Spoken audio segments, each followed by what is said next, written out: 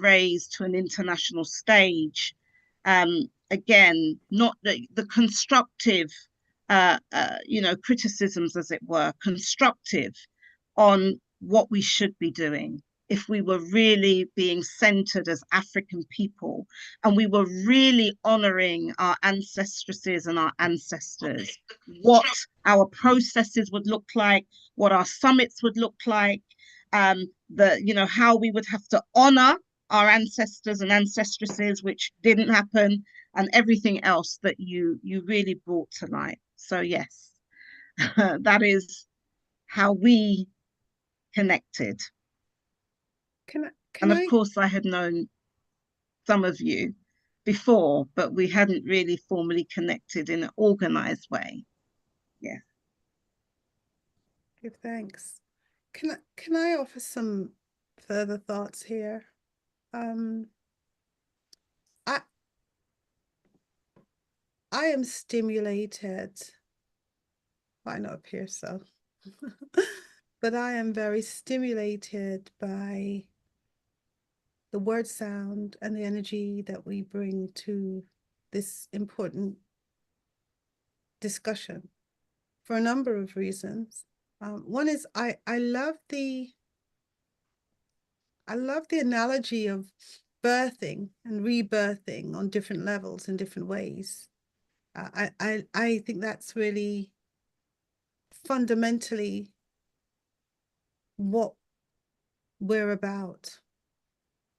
Believing that that which has gone before doesn't have to be the way that we continue. Especially as we are sitting within the context of a narrative that says we have another decade for African people of African descent, and that announcement coming from a body of people that are not us, like we are being given permission to do this for a longer period of time, and the likelihood therefore that there will be funds attached to this, and there will be visibility attached to this and legitimacy attached to this.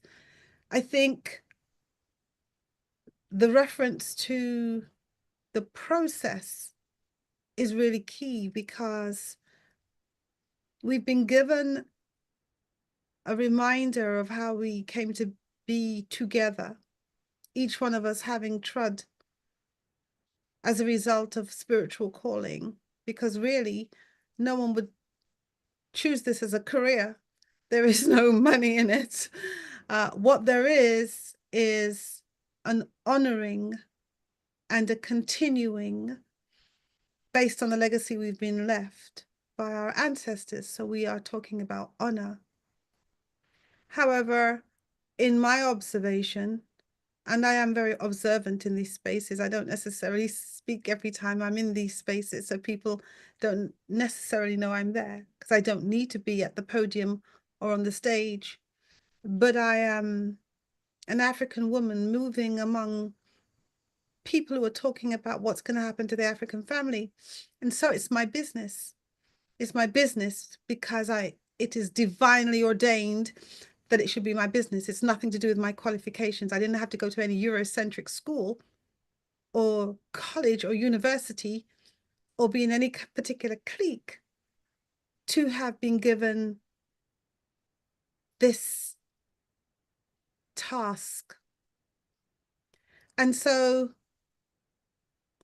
I invite those who are watching this to become active themselves, and not just to become viewers or listeners or audience members of the words we are bringing. I would encourage people to look at the same men, these same men who may be rooted in politics, or may be rooted in economics, or maybe historians, or maybe whatever it is they are. But they clearly are not African-centered. Because if they were African-centered, they wouldn't be attempting to hijack a movement that started long before they got involved. They wouldn't be attempting to discredit and target African women who are simply saying, we applaud your work, but there's some things that are missing. Can we enter into some kind of discourse around this? Only to be told that our voices are not welcome. In fact, the public attempt to humiliate us by turning off the microphone in a conference that is about reparations was something of a shock to all of us. I think that was the fire that forged us together, that this could be allowed to happen and nobody object. There were murmurings, but that there is a comfort that these same men enjoy when they're at the top table and they can order someone to turn off the mic, or they can be in another country and sit. They flank white men that they have brought into a space to determine what will happen to the African family. When there are lawyers, very able lawyers within this region, but you bring in white people, and these white people are brought in under the cover of these same men. If you who are watching... And can I just add one thing? They're not just brought in, they are funded, they are paid, their passage is paid, their accommodation is paid. I'll just throw that in. Thanks. If you pay attention to the ones who are bringing them in, you will probably discover the same thing that I have discovered, which are that these men are not honorable men. They are not honorable.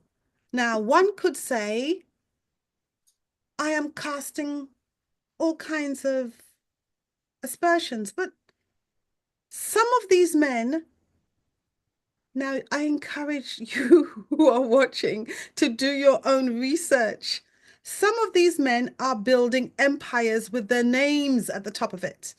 Some of these men have conflicts of interest. They sit within political spaces and they also claim to lead civil society. Some of these men are accused of assaulting women. Some of these men... This is research that can be done. It's not hard. You just have to do you don't even have to do a Google search. You just do a YouTube search. Some of these men are known for harming women. So that which they did to us is nothing new. They are traveling at the expense, not of themselves. They are getting funding. They are championing a cause which is becoming questionable because of who they are and who they are not including. They are orchestrating conferences and seminars. They have established back rooms where decisions are being made. They are facilitating photo opportunities so that the optics look good. And they are threatening those of us who are saying, stop before this gets too far. Let us still speak to each other and honor our ancestors. They are not interested in the slightest. And in fact, word is reaching our ears that we are now being told to be careful. Be careful. Because clearly these men bring forth children. These men are greater than the Most High. These men care not for our ancestors. These men have been overtaken by their own ego. These men think that if they threaten us or send word that we should be careful, that we will stop. And what I would like to say to these men is that the Most High will decide when we take our last breath. That's what will happen. And so at this point, we have data that we are sharing. So even if you take one of us out, it will not stop what you have caused.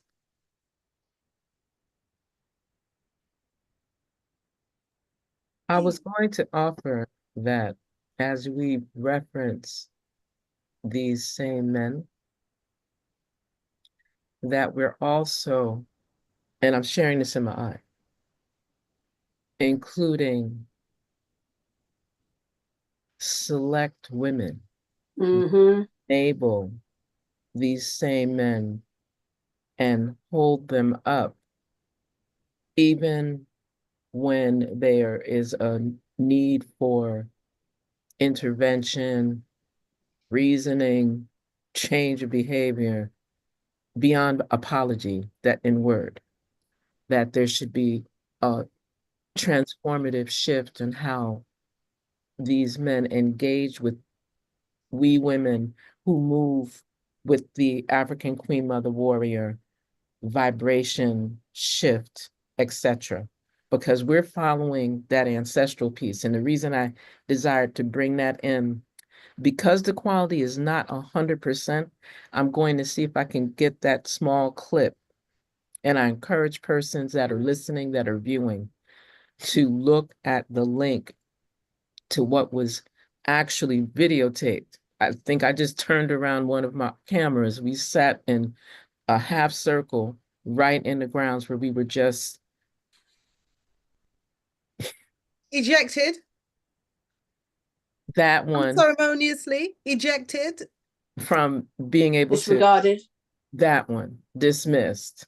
And ultimately it was a form of disrespect. Had we been, if we were really street, right, that could have looked very different, because some persons, and again, because persons recognize and know that we operate through a space of regality, of royalty, of diplomacy in a very African ancestral context, and because we did not want to bring any disrespect in the form that we were disrespected, we elected to just sit, gather our thoughts, and speak from a space of not anger, not even emotion. I mean, we were sitting there with calabash, pouring libations from one to the other to make sure that we kept ourselves fluid. I think we talked so soft to make sure we didn't just scream out and say, "My son, you wrong." We didn't do that. All right. Carry on bad. Right. And what was interesting was while this was going on, because as has been alluded to earlier, the whole idea was, well, we have to stop because the buses are coming and we have another event and so forth and so on. So when the bus got stuck in traffic and people still had to wait over an hour, there was ample time for us who were asked, we have a Q&A segment. Are there any questions from the audience? And not just us, but several other sisters and brothers came to the mic. But when they saw us, then it became an issue. And I'm not, whatever the optics were, I can't speak for what they saw. I know that we came in a space of not anger, animosity, or threat or antagonism of any sort. We were consciously, I remember many of us had our little notes like in our hand to make sure we stayed. So it was a question, not a statement delivery on the panel that you weren't on. Question. And we were denied that. And this is not the first time. And obviously it wasn't the last time. And that's why when persons hear the reference of these same men, and you can go and look and see who they are. I think for the purpose of because it's not like it won't be easy to see, right? It ain't difficult. Right. So we're just highlighting that African Queen Mother warriors have decreed. We're not doing a declaration. We're not getting into no tit for tat back and forth. We're just making it clear. Think of it like a papal bull. Once the Pope gives a decree from the Vatican, that's how it go for like centuries until it's revoked. So what we're saying, what we're enabling our brothers and sisters of light and those that choose to support truth, justice, order, reciprocity, balance, divine righteousness, and harmony as Ma'at. Those that speak Ubuntu and then tear apart the very foundation and core of those of us that are coming in the interest of Ubuntu. We say, I am because you are. But if you're trying to dismantle me, to discredit me, to mash up my ability to make a living, to mash up my ability to be able to give voice in a space that you just came to the other day. And I gonna say that. Some persons just came to this like the other day. And they are the ones that have been enabled and permitted to offer forms of disrespect and disregard and dismissiveness to many of our sisters in particular, and some of our brothers as well. And usually they attack the brothers that support the sisters. I just needed to offer that small interjection so that when we are moving forward in our reasoning today, that we are clear that this is a decree. We're just giving, most of us, all of us are researchers. We come from different backgrounds, so we can do the academic research and speak of the analysis of the crisis and so forth and the philosophical, ideological realms. We can do that, but we're speaking from a space of heart. And we're doing our best to not scream it out so that it's taken in my eye. But it's not a warning. It's definitely not a threat. This is how we're going to go from before no, because our ancestors have decreed that. We must look at the character of those who are the same men. We must look at that. We must look at the model which is being applied to the affairs of the African family that is being exploited, traumatized, and continues to be traumatized by agents of a Eurocentric system. If you have melanin skin, whatever degree to which you consider yourself to be honorable, you would look at these things. These things are to do with a people who have been stolen, exploited, and women are considered during times of war to be collateral damage. We are sites of comfort. People do with us what they want. And when we articulate that something is not right, we are then discredited. We are then considered to be hysterical or an angry Black woman, unless we find we are favored by these same men. And some of that, and I'm not in a position to know exactly who, because there may be some people who are doing their best within the context of that space, but there is a thing that happens with abuse, with misogynistic approaches, with people who enjoy misogynoir, where they will cut off your money. I'm not wondering about this. I'm speaking as someone who knows this to be true. They will cut off your source of air unless you become horizontal. Yeah. And sometimes you don't even get the benefit of being horizontal in a 5-star place. You are encouraged to be what is it when you're not quite lying down, but you're still being fucked over? Oh, Lord. That one. And see, that's why I'm so grateful that you put that, because see, again, I love that we're able to have this versation and then look at this international press statement. I would like to come so that persons know this is, and anyone that desires, again, African Queen Mother Warriors at gmail.com. or place it inside of the Facebook chat, the YouTube chat. There's ways to reach us. We are very transparent when Do it a comes. search. Do a search. I just One, I one think of Sister Esther's okay. camera. She said to camera. carry on. Yes, it's Okay, there we go. doing its own thing. Okay. This I is mean, one of the things I wanted to touch on and to make a point is that we as Africans, you know, we need to learn from our history and from the past. We seek solutions. We're looking at reparations, reparatory justice. We're looking at restoring ourselves. You know, if we look at the tenets of reparations, we're looking at reclaiming that which was lost and putting it back in place. And one of the things we need to do is we need to learn from our history. And our history has always shown us that when we do not adhere to those principles, those fundamental principles, you spoke of Mahat, Ubuntu, and all the myriad of other principles that underpin our ontology and our philosophy as Africans, when we do not look at our history and learn the lessons from our history, which is that we must place our spirituality as part of our identity, we always falter.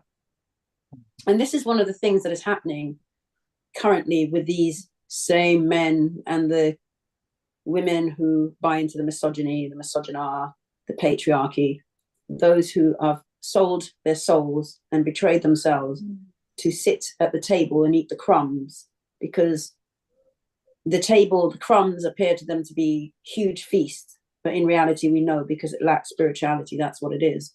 You know, our lessons have shown us, you know, if we look at that 80 and the revolution, it was when the spiritual people, Bookman, Dati, and various people came in and brought that spirituality that we were able to overcome. And it makes me think of Ifa. There's a saying in Ifa that says that the women had the power and the men tricked the women and took it. Now, we are at a time, as you said, you articulated, Senator Doctor, when things are not going to keep going like that. We are coming back. We know, I had a wonderful guest, big shout out to our queen, Cezanne Poetess, for her phenomenal energy on my show and for her poetry and her creativity. And she is someone that downloads and connects with spirit. And she spoke of seeing the creator. And the creator is a melanated, let's get this right, a melanated African woman. Now we know this, mitochondrial Eve. The melanated African woman is pure energy. She's the creator of everything. And as African women, we are supposed to be the rulers, the leaders. The world was created by us for us to rule and lead. And circumstances have led to, as you say, the vertical.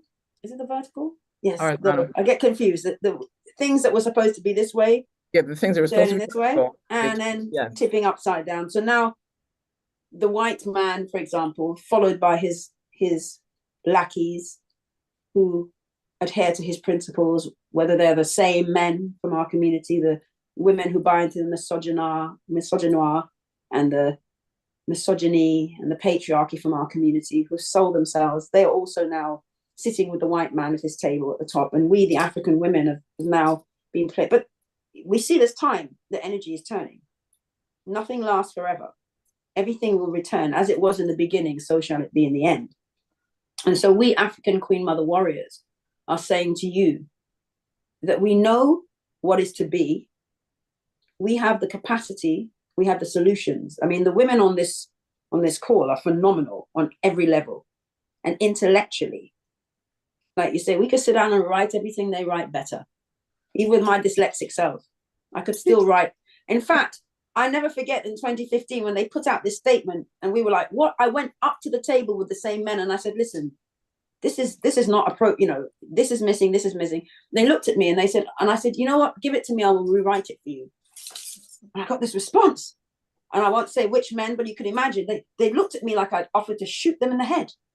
Like I stood up there and said, why? But all I said was, look, I will rewrite this for you. I offered my services for free. Nobody paid my passage and my hotel bill. I was staying by my uncle, sleeping on the sofa. You know, so we have the solutions and we have the capacity, and what we're reaching out to you to say, this has to change. The voices that are here alongside other voices of African Queen Mother warriors and African King Father warriors, the men who stand with us, understand and overstand our role in creation. We have the solutions. We're working with them. Some of them are involved with the work we do.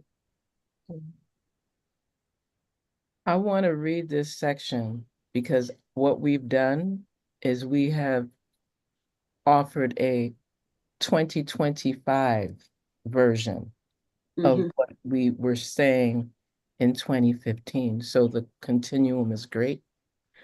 And I quote, Eurocentric paradigms which ignore established African-centered traditions and life practices are not conducive to our demand for reparatory justice. As the African Union hosts the annual International Summit on the theme of 2015, Year of Women's Empowerment and Development towards Africa's Agenda 2063, and the world commemorates, memorializes, and celebrates African Liberation Day, African women must be respected. In unity with our brothers and sisters of humanity, African queen mothers and revolutionary women warriors have united in order to have our voices heard by publishing this international statement. The issues raised herein are being shared in the spirit of love, peace, harmony, reciprocity, truth, justice, order, and balance. And I share that segment because what we've just said has reiterated what we had to say sitting after being dismissed from an event that was happening on the year. Notice what the theme was in 2015, Year of Women's Empowerment and Development. Oh, the irony. And so and again, we're seeing that some things, and I like to bring it to where we are now, as we're having this convening, there have been a host of initiatives, recognizing the anniversary of the Pan-African Conference in London over 100, I believe, 25 years ago, right? And our beloved African Queen Mother Warrior, Sister Esther, was able to be, again, I'm so grateful that we had the representation and someone engaged in that piece. We've seen that there's been a declaration that has come from that. We're praying that that is something that had not been subjected to the same experience that we had, that declarations come forward without the full respectful vetting from those present, as well as those that were not present, usually for economic or the scheduling reasons. I think it's really important to know that while we're having this convening and this reasoning, that many of our thousands of our sisters and brothers are converging into the United Nations headquarters in New York. Maybe not the best time in light of what's happening in the 48 contiguous United Snakes of America. And I say it like that intentionally because right now it's very serpentine, not serpentine Kundalini positive, but serpentine, very reptilian, very challenging. And we're praying for the safety of everyone that's going in and out of New York, in and out of US immigration, in and out this ICE experience with this administration that is quite hostile to anything ancestral, ancient, African, Black, non-Eurasian, non-European. Let me be very clear, right? And very destructive. Very Very destructive. destructive and dismantling at the moment. Of course. I mean, anarchy and fascism at the same time, it just looks, at least we know what it looks like in 21st century version.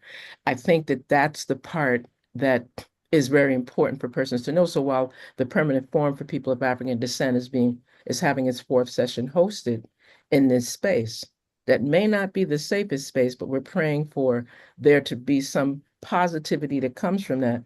We're also looking at some of the same energy that we experienced that are going to be the same energy. So granted, there's a certain continuity in that regard.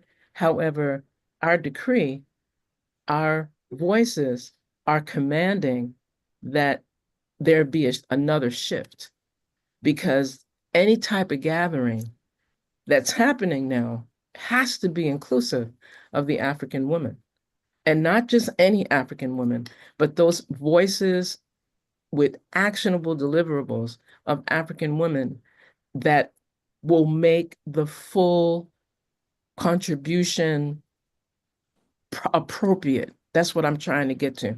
It should not be that we shouldn't have to beg to do the work, beg to get the money for the work, beg to be at the table to do the work, beg to have a crumb come this way for the work. And then it shouldn't be that. It should be a very inclusive, engaging experience that supports life, that supports ancestral resonance. Because other than that, as we've had this conversation before, then we're committing ancestral treason. And we're creating a very unpleasant outcome for what we're saying is supposed to be done. I mean, even again, looking at this statement, I keep coming to this because I like for persons to know the continuity. And those persons that don't know what we're talking about, again, if those that have just joined us, you're listening to African Queen Mother Warriors Rising. We are having a reasoning on global African Caribbean affairs. We're looking at reparations. We're looking at recognition, justice, and development. And we're speaking specifically to things that have transpired while everyone's honoring anniversaries. This is an anniversary of a very engaging experience that many of us have survived and still thrive through. But the decree, African women must lead. And that, with that being said, I quote, through African consensus, this statement calls for revolutionary corrective actions for the end of willful disrespect, marginalization, exclusionism, intellectual warfare, internalized sexist terrorism, misogyny, pathological patriarchy, and genocidal violence against our African women anywhere and everywhere, particularly within the organizational and institutional frameworks of these organizations, including summits, congresses, conventions, and similar gatherings. I just needed to make sure that, and again, there's only like a small portion left, but just so persons are clear that this was not a new versation. We took our time to make sure that the manner in which this decree, this statement was shared was so that there would be some, and there was very little response. The response was, be careful. The response was exclusionism. The response was to dismiss, the same way we dismiss from a microphone, there was this dismissive, well, you're not going to get invited to the next one. We don't need you to come, no, right? So again, in any gathering, it's imperative that we not only call upon the names of our benevolent ancestors, but that we ceremoniously invite their presence in the most appropriate and respectable manner. That the failure to safeguard and to provide optimal protection and security is a serious issue. The publishing of delegates' names in public foyers is a risk on several levels. Unhealthy foods have no place in these gatherings. In keeping with our African cosmology and sacred number traditions, that value, the extensive spiritual significance of numbers, we question the adoption of a quote 10-point plan that is not only modeling a Eurocentric value system, but devoid of a spiritual component and feminine aspect. Again, remember this statement is April 2015 and was disseminated on African Liberation Day, May 25th, 2015. So I just like for person, don't think this is, make sure you keep it in context, right? And we African Queen Mothers and Revolutionary Women Warriors decree to our nation and all of humanity that the wanton acts of disrespect, disregard, and threatening theatrics imposed upon African women by men and patriarchy-controlled women will no longer be tolerated. ... Period.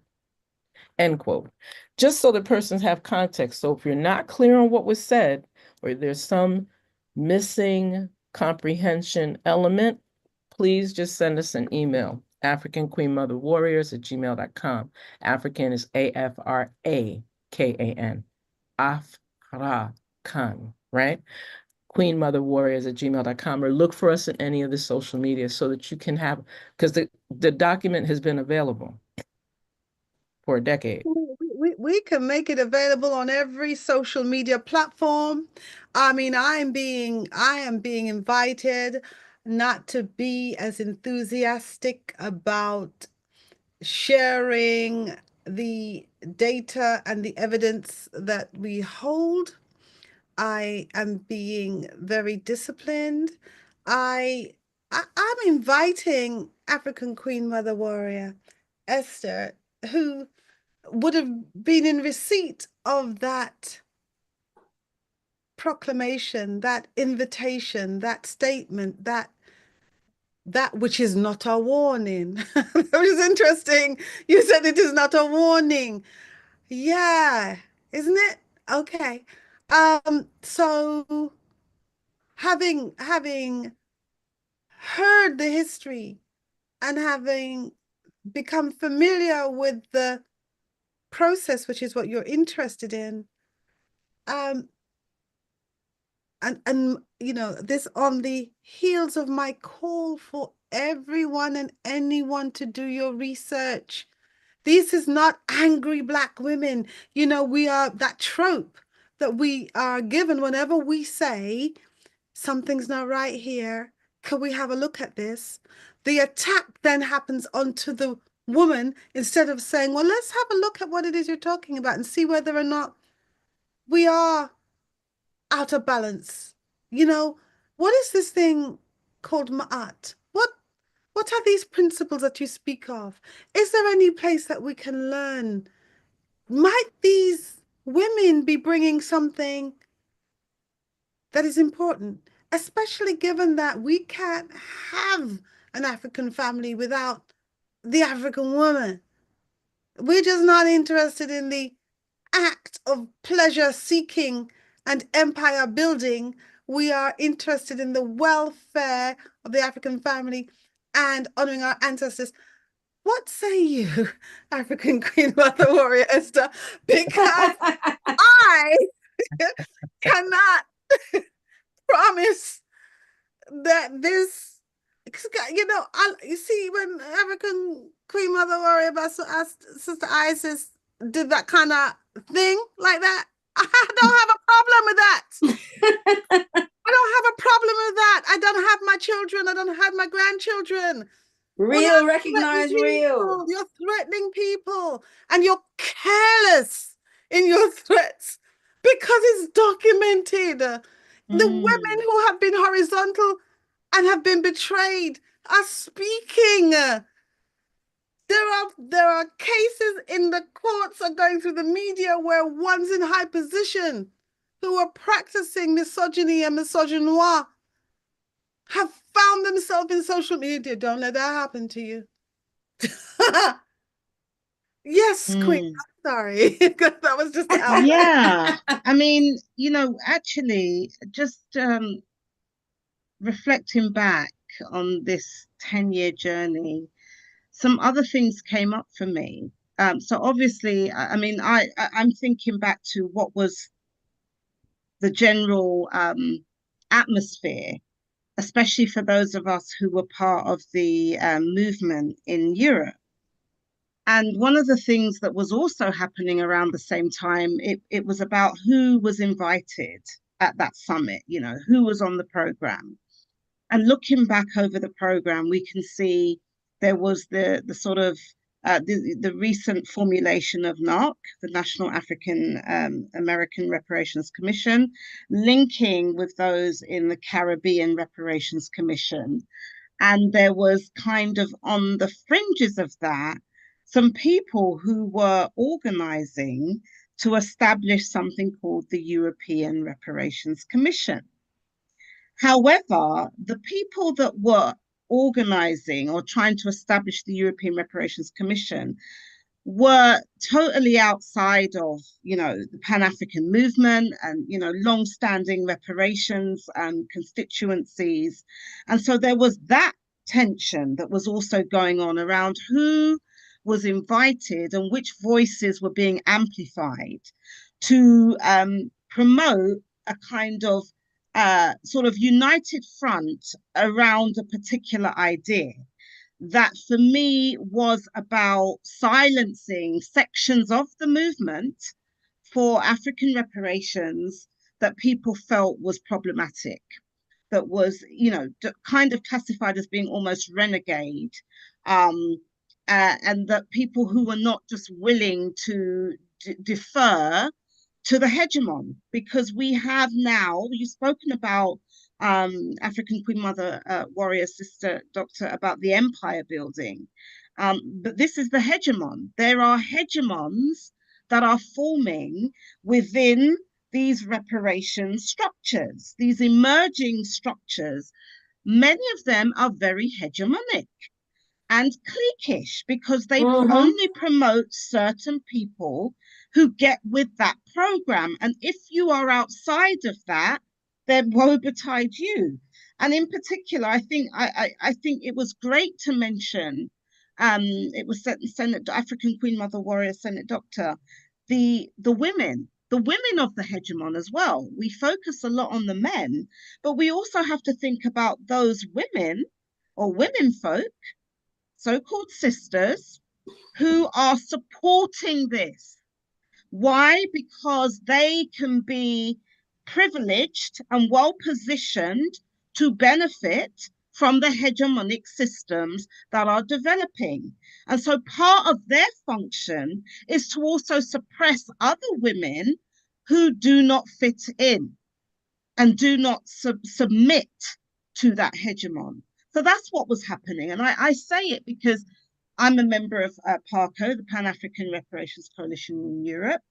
And there was voices from the movement in Europe and in particular the UK, but those voices were much more, cooperative with the hegemon.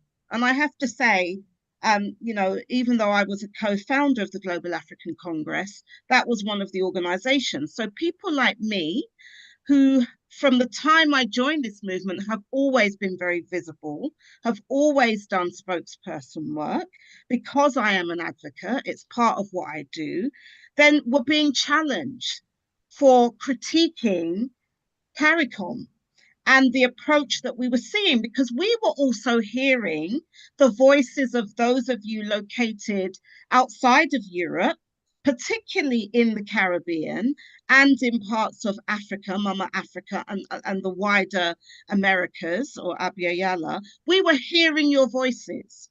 As PARCO, we see it as our responsibility to amplify the voices of the various, African heritage communities of reparatory justice interest. So we were doing that. And we were very much in touch with women in particular Caribbean countries who were having to deal with men in leadership of this movement who were being challenged because of issues of sexual and gendered violence against women. Yeah. And this was being, suppressed by many men who are elders and distinguished men in our communities who saw that as undermining this kind of false unity that they felt was popping up now. And that the voices of particularly women who were questioning that and who were challenging that in Ma'at, in recognition that how can we truly have reparatory justice if we are suppressing the voices of half of humanity, and in particular our mothers, our sisters, our women folk who have been carrying this movement,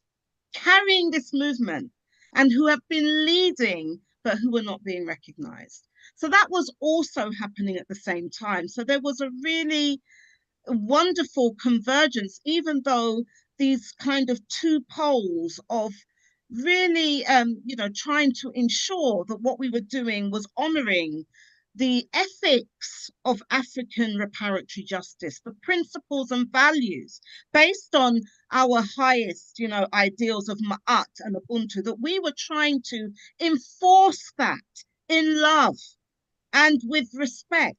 So there were these two poles of activity that were happening divinely, simultaneously, but not connected.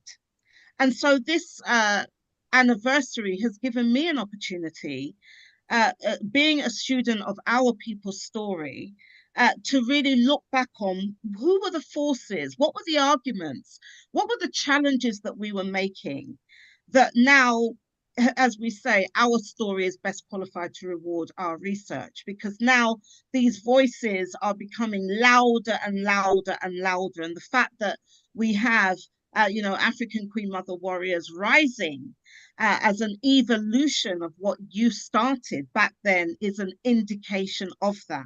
And so many other women who are joining us, so many of our brothers who support us, because it's also true that those brothers who have always been alignment and recognized our role, and we've worked harmoniously and cooperatively together, have also been sidelined and maligned and attacked and accused of all kinds of things because they have, healed whatever remnants of malevolent patriarchy that they have internalized as a result of that global system of domination of white supremacy racism. So I think it's important for us, and this is what we have committed to doing, for putting our narrative officially on the record, which we have continued to do. And this is so key, because there's so much, there's a proliferation of research and scholarship and documentaries and all kinds of, creative outputs that are telling partial narratives, partial stories about the journey of reparations.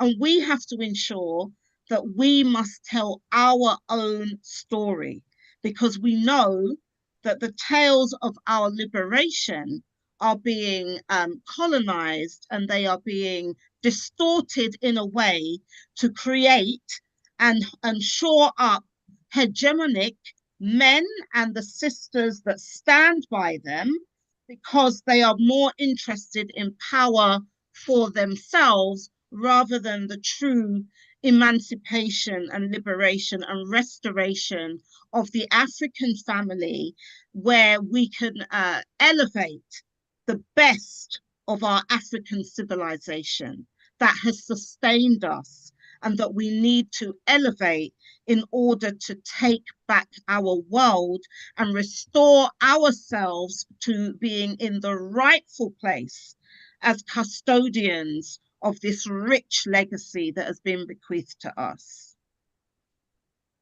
I also want to add to that, one of the things that's really important is the meetings or the convenings that happen in Africa. And that what was mentioned about this unfortunate meeting happening in the United Snakes, America, with a KKK at the end. Again, these things, there was one recently in Geneva, and these spaces they're hostile spaces for us. And what I admire, one of the many things I admire about the work of Sister Esther is the conference that was held in Benin, in the Republic of Benin, in Porto Novo. And had it not been for her hand and the hand of the organization she's working with, in which she has a leadership role and is recognized as a leader, as a woman, the men in that organization do not seek to reduce her or denigrate her in any way or dismiss her.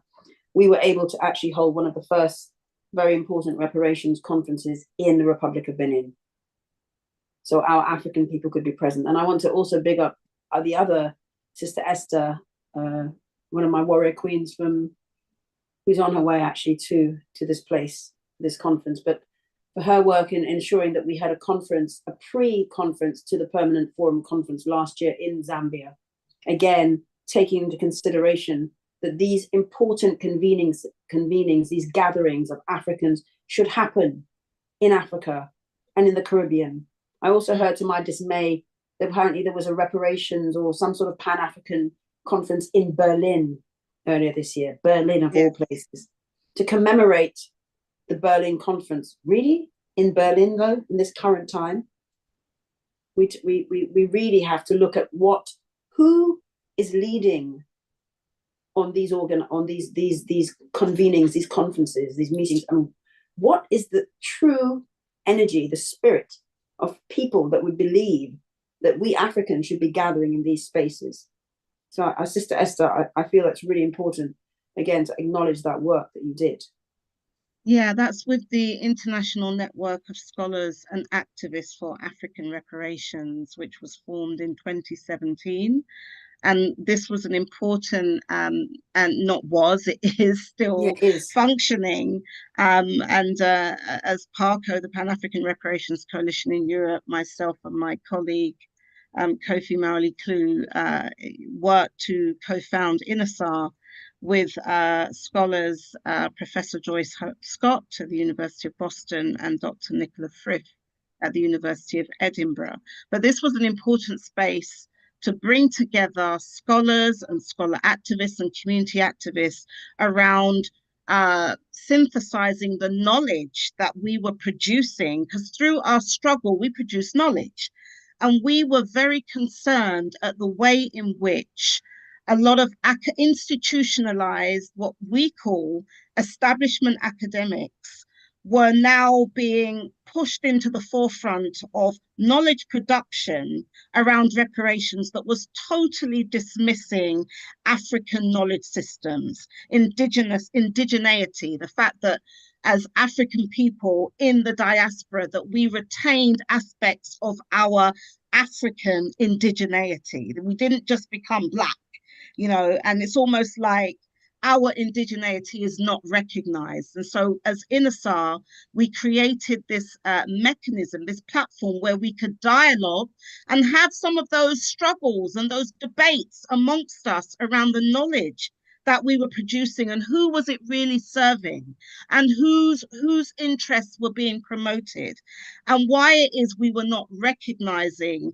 the knowledge and the scholarship, whether it was documented or however it was documented, by our grassroots leaders who were unsung, often being suppressed and marginalized. And now people were literally, making their careers and gaining PhDs and professorships off of the back of our struggle. And that INASAR still continues today. And we've continued to elevate African perspectives on reparations, because a lot of the knowledge that we're utilizing on reparations is Eurocentric, and we're simply trying to apply it to our situation rather than recognizing part of the legacy of what some of us refer to as the Maangamizi was that attempt to destroy our knowledge systems and kill them, the epistemicide.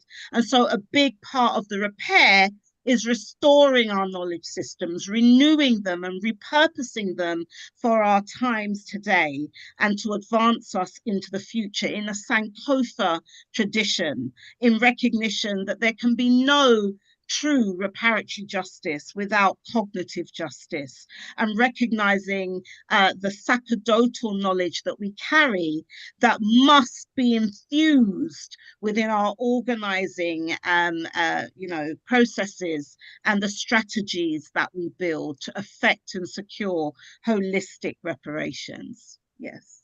And again, just to add that this second decade has failed by its very aims. As we know, it was justice, recognition, and development. People were arguing, if we're going to have a decade, reparations must be on the agenda. I mean, I remember doing a presentation, there can be no justice, recognition, and development without reparations. And yet again, this second decade, apparently, again, the word reparations is not mentioned. So all the things that we're talking about are yet again being undermined. So we have yet another decade. And what's going to even come of it? ... And this is why it's important that we connect those dots, because oftentimes, and I do recognize and I do understand some of the challenges that those people who are in those types of forums have. But unless we are connecting back into our communities, we will never have the strength or the power to bring about the changes that we need to bring about, including the changes in the language. Why we still have terms like transatlantic slave trade in many of, I do not know. I really do not know. But who's that down to? That is down to us. And so we really have to, appreciate the importance of the type of representation that we have. And we are not yet at the place where we have substantive African representation. We have descriptive African representation, where we have people that look like us, maybe speak like us, born in the same place we were born. But until we have people that are African-centered and that are referencing and speaking with an African mind, and actually promoting our knowledges that connect back to our ancestry, our lineages of struggle and resistance and shaping the world in our own image and likeness, then it will always be just descriptive.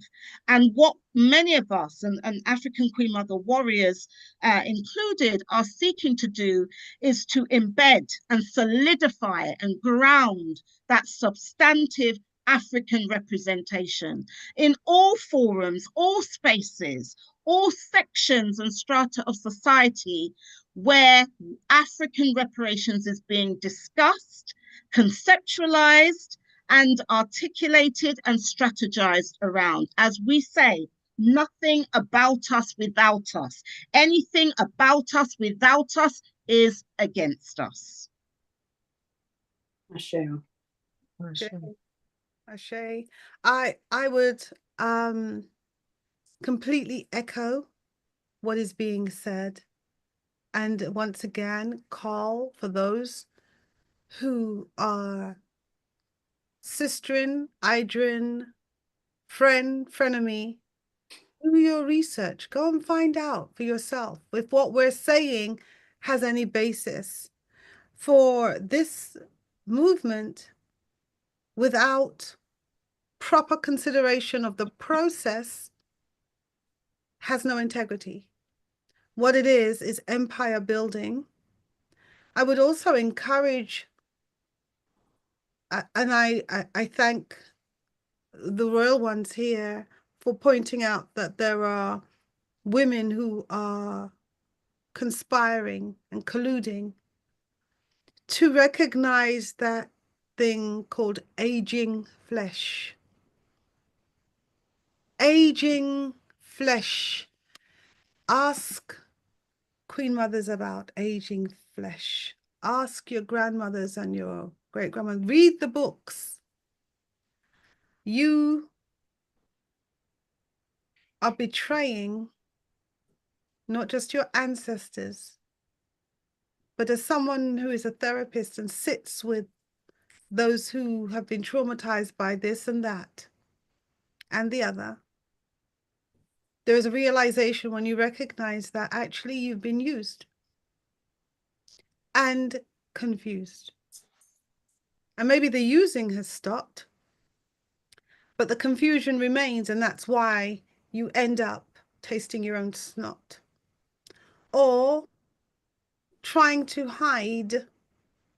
It's called walking and hiding.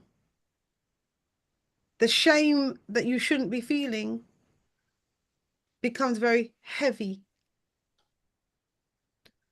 We don't need to collude with any organization or any individual that is not honoring who we are and where we come from.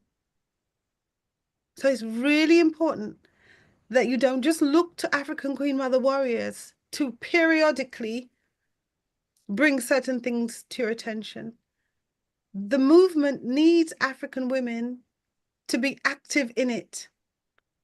And sometimes, far too frequently in my opinion, but sometimes our African men need to be reminded that you cannot do anything that is complete without our involvement.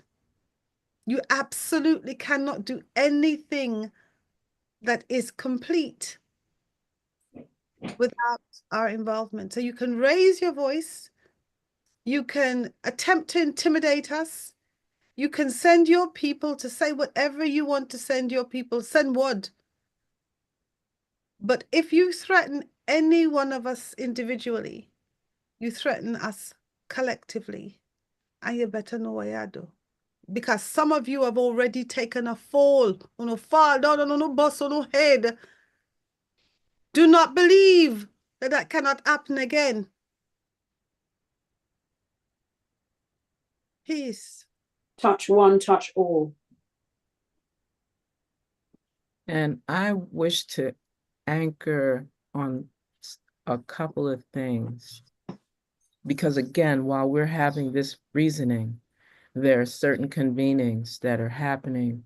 And I'm very grateful that we have sisters as well as brothers that will give voice with actionable deliverables for the things that need to be brought into these various alliance meetings, these side convenings, these celebratory and commemorative convenings around this permanent forum. And for persons that aren't familiar, please go to the United Nations website, un.org/EN, or whichever language works for you, and look into what is happening, what is on the very short agenda for the permanent forum on people of African descent, which even from its inception, there were many sistren, African Queen Mother warriors that were saying, we don't descend, we ascend. That'll be another conversation. But this fourth session that commences tomorrow formally to Thursday the 17th, their agenda, at least the provisional agenda, is highlighting not only their program work that they've done over the last year and from the third session coming forward, but specifically I want to highlight the themes. So while the second International Decade for People of African Descent is continuing the theme of recognition, justice, and development, it's really important to know that the reason they kept it is because not much was done the first decade. And persons didn't even know that there was a first international decade. So that's why they did that continuum. But I want to highlight what are the sub themes that have been integrated into this second international decade for people of African descent, I guess on paper, and how that is being folded into all of these convenings, all of these gatherings, and hopefully actionable deliverables within the permanent forum for people of African descent, because that's the whole idea. It's permanent. So there should be permanency in what they're addressing.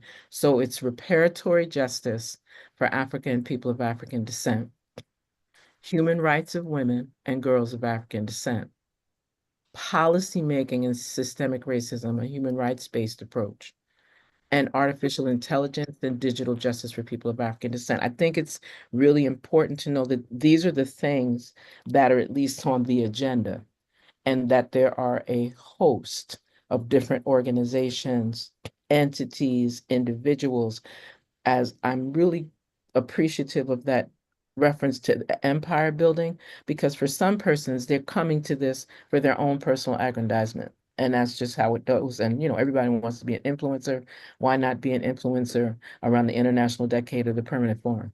But for other people, they're coming representing voices that could not get to New York, that were unable to be present in these convenings, that did not have, and I keep coming back to the funding, and I want to be more specific, even having access to the resource to be able to attend.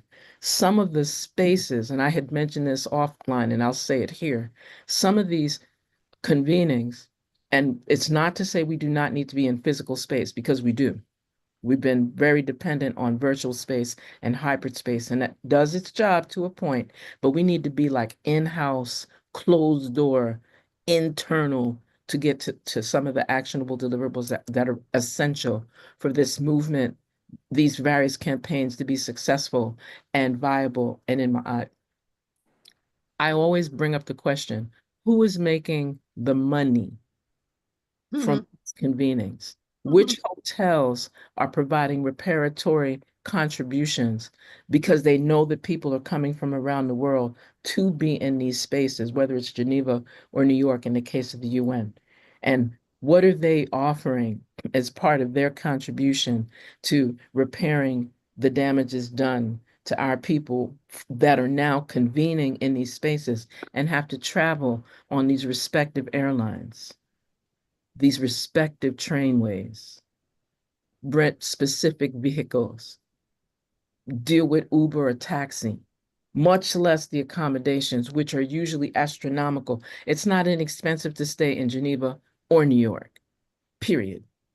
And so I think it's really critical that persons start to, because some of us think of these things, and then others just focus because they do have the support and resource to be able to go and stay in certain spaces. And again, some of us have been, in certain instances, granted some of those opportunities. But when people see that you come with particular principles, specifically with integrity to our ancestral and contemporary African traditions and the traditional institutions that are oftentimes dismissed, just like some of us have been, then it becomes a challenge to be engaged in some of these convenings. So I really would like to make sure that persons recognize, for everyone that's going to these various convenings, make sure to include voice that it's tied to actionable deliverables that are inclusive of our African women. But also people who don't have the passports that the four of us hold because of the birth situations that in where we were born. You see, even those who might be invited and offered accommodation and travel, if you come from a Caribbean or an African country where there is a visa restriction, there have been so many instances where people have not been allowed to enter Switzerland or America, for example. Yes. And we must remember that even if you are invited and offered support to get there, if the global racial barriers are put up that prevent you from traveling because of the passport you hold, you will not be able to enter these spaces. You will be excluded. I appreciate that this conversation ways I can't even fully express, because these same, let's say these same people, extend it beyond these same men, these same people travel as dignitaries. They do not have to go through some of what some of us who are trodding because we are called to do it. It's an assignment. It's a spiritual assignment. We have a different experience when we travel. So some of us have the privilege of getting through those gates, if you like, because of the color of our passport and where we were earthed. However, the journey itself is traumatizing. It is challenging. We are vulnerable. When these same people, they travel in a different class, they come through a different pathway to get to the passport check. They are picked up in fancy. Whose money is being spent? I got insider information that I cannot disclose because otherwise I'm just warned not to do it. But the money that's being used, I would go so far as to say that it might be a question. This is just a question. Because things like misappropriation of funds happens. And if you are linked to organizations where you can determine who and how and why, you need 4 people to carry your laptop. Yeah. Really? You need to, let me not even go into some of what you question you may need to have answered. Okay. What are you actually doing with the funds that you have not had to pay all the resources you've not had to pay. When you just come on this thing just the other day, people who have been doing this for years because their intention is honorable and guided by principles that are linked to spirituality and ancestry. You who come the other day, navigated strategically, assigned and aligned yourself. Some who sell out on the flesh and sell out on the soul. Appear in public places with no charisma or no whatever it is, no get and put on no flesh, aging flesh, and have no regard or respect for those who have trod to be there. Sacrificed. Mhm. If anything happens to any of the ones who have sacrificed or trod or whatever, even if we do have resources and we can get there, so we haven't sacrificed a lot, but we continue to do this. If any of these governments decide they want to take a set upon us, who should we call? Who will defend us? Those of us who carry certain passports aren't going to be defended by the people whose crown or whatever it is that's on the passport. They will not come. Some of us whose ancestry comes through the Caribbean, the governments will not come. Some of us aligned to organize, the organization will not come. People who said I know you will be glad. Yes. Let's tell the Yes. truth and shame the devil. You will be glad. Yeah.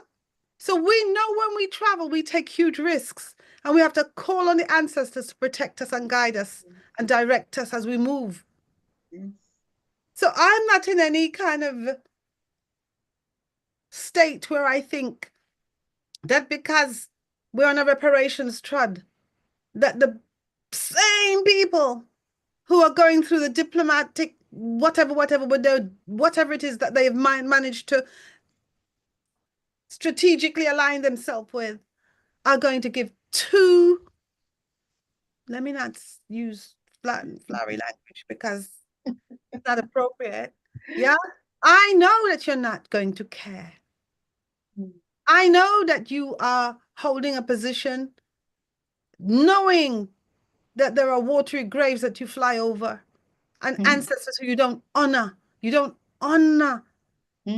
How we end up with a 10 point. Because when you are asked questions about spirituality, Unu response is very, very revealing about how much you don't know. And what we are offering is to bring the balance back. And if you lead with humility, this will have a whole different energy and a whole different flavor and taste. We're not warning you, apparently.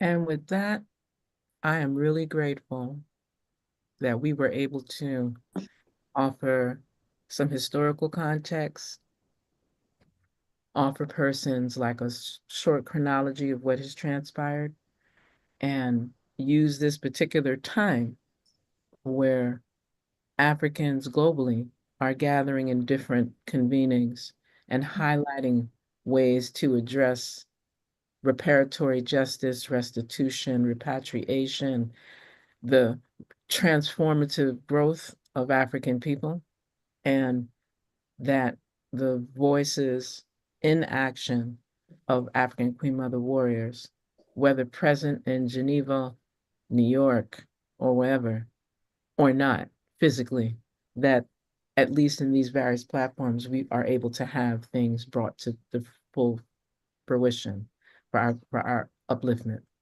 I think it's also an excellent opportunity if we can move in that vibration of your sharing of a call to action moving forward as we prepare to take a pause from this particular convening today. And I would love to ask African Queen Mother Warrior Basu Ast Isis. So for me, again, coming back to the lessons we learn from history, lessons we learn from our work, going back to, African Queen Mother Warrior Sister Esther mentioned Sankofa, and I think I see some birds on her ears. We need to go back and fetch it. We need to reclaim. Part of the reparatory justice agenda of reparations is about reclaiming, ultimately. The work that we're doing is about reclaiming our greatness, reclaiming who we are, centering who we are, centering our philosophies, our ontologies, our spirituality in our work. We cannot simply have political work or activism without having that foundation. And for me, we need to really fix up. We need to fix up. We need to think critically about where we are gathering. As we said, where is this money going? We have potentially hundreds of Africans gathering in places and spaces that don't want us, don't value us, are complicit in our oppression, in our violation, in the appropriation, extraction of our resources, and continue to be unjustly enriched by our people. And yet we're going there to give them more of our resources, to pay hotel and pay transport and everything going into their economy. So where are we going to be gathering? We need to look to Africa and the African diaspora. And we need to be brave and fearless. We need to be these warriors, and we need to call out these same men and the same women, the same people who are complicit in ensuring that a small clique of people, the empire builders, as was said, retain the resources that are intended for all of us, act as gatekeepers to creating true solutions, avoid and do everything possible to denigrate the ancestral knowledge that we are building, that people like women, like African Queen Mothers, like the four of us, have been institutional in working towards. And I would also invite anyone that views this, anyone that comes across us, to reach out to us. Every one of us, I'm sure Sister Esther will be back shortly, every single one of us on this platform today has the knowledge, the wisdom, the expertise, the potential to create solutions, to facilitate solutions. And we're all available because we all serve. Not a single one of us here has been made wealthy through our work. In fact, it's the opposite. Some of us here have actually had our resources stripped from us through our work, through raising our voices. And so we're all available in our different spaces and places, bringing our different skills and experience, expertise, knowledge to assist and to continue to serve, to actually implement solutions for our liberation. And I give thanks for sharing this space with you all. With y'all. With you all. Could you please share with everyone how they can engage with some of your radio podcasts, as well as some of the other work you're doing? At least give them an email, a way to reach you, so that it's clear on the record. This is where you can reach out to. Okay, so I'm available on Faferity Radio, which is Faferity, www.faferitylondon.co.uk on Saturdays between 4 to 6 p.m. UK time. You can reach out to me wearing, as we have many identities because we're multifaceted goddesses. I'm also available by email if you're interested in coming and having a conversation with me, sharing knowledge with me on my platform, the Speak Your Truth Show. You can reach out to me using my DJ name, my DJ and radio presenter name, Eclectic Goddess. So it's Eclectic G Radio hotmail.com.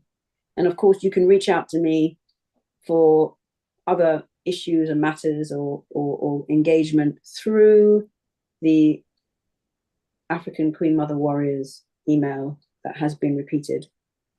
And I'm happy for you to reach me that way. You can also get me on Insta. For the younger people, let me see if I can remember my Insta handle. I'm trying to be all young and on it now. So it is I underscore SIS poet underscore goddess. And I'm happy to come share some poetry with you, or support you, to facilitate you to write poetry, or to use poetry as a form of liberation. My art is my weapon. Give thanks. Give thanks. I would ask, I know there's some tech issues, but African Queen Mother Warrior Sister Esther, could you give us your word sound power? Yeah, sorry everyone. I don't know what's happening with the Zoom, but Zoom has just got a mind of its own. It's been switching off my camera and all kinds of stuff. But they couldn't stop this broadcast. So in terms of where people can locate me, I think it's best. I'm involved with so many different structures, but I'll just, the best place is probably email estherkosei@gmail.com, and Kosei is spelled Xosei, and also on X @Kosei, Xosei, and Insta it's Ms. Kosei, MZXOSEI. So that's the best way to get hold of me. But I'm easy to find if you really want to find me. Thanks. Give thanks. And Queen Mother Warrior, Sis Doctor, please give us your word sound power. Give thanks. What an honor it is to be in the presence of such greatness. I am humbled regularly every single time I am privileged enough to sit with ones who love us the way that we love us. I, like my sisters have said, have a number of identities. That's just how it's always been. If we didn't have the identities that we have, one strike by some men, fame men, would have cut off my lifeline, would have stopped me from eating, would have stopped my family from eating, and would have destroyed my home. So, African women often do a number of things. I am also easy to find. My offering with that would be just be clear about what you're contacting me for. My email address is Dr. Sandra Richards, which is DrSandraRichards @hotmail.com. That's my email address. On Insta, my tag is I am .sisdoctor. That's IAM .SISDR. It's not hard to find me. And then, of course, you have the African Queen Mother Warriors email address. I would just, once again, ask that know why you are contacting me. I'm serious. I play, but not with everyone. I'm a healer. So if you want to go down that road, we can communicate. But if you want to hurt me, understand that I am guided and protected by the Most High. So, no way I do. Give thanks. Give thanks.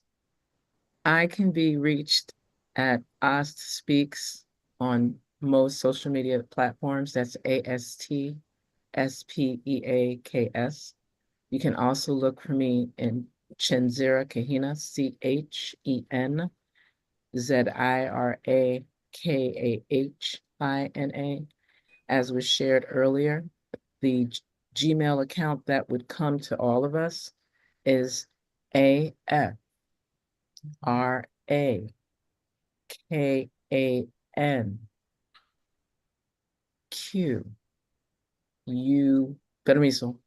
Queen Mother, MOTHERQUEENWARRIORS at Gmail.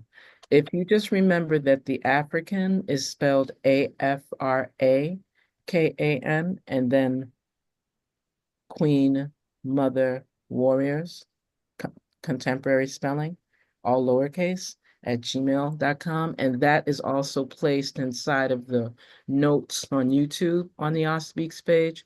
It's connected to any place you'll see this link. We'll also make sure that that email is available for those that prefer to communicate via email. And always know, I think everyone can tell, we move serious, more SIRIUS than just SERIOUS. And the intention is to keep it so that we remain in truth, justice, order, reciprocity, balance, divine righteousness, and harmony, the principle that persons are more accustomed to knowing as the principles of Ma'at. And with that, it's been an honor and a privilege. Always a joy. Always a joy. We just keep saying Hotep, Hotep, Hotep. And as we started, because sometimes persons do not get the joy and privilege of hearing our opening reflection, our opening statement, our opening vibe, we always like to make sure that we close the way that we opened to the best of our ability. And we pray. Can everyone see?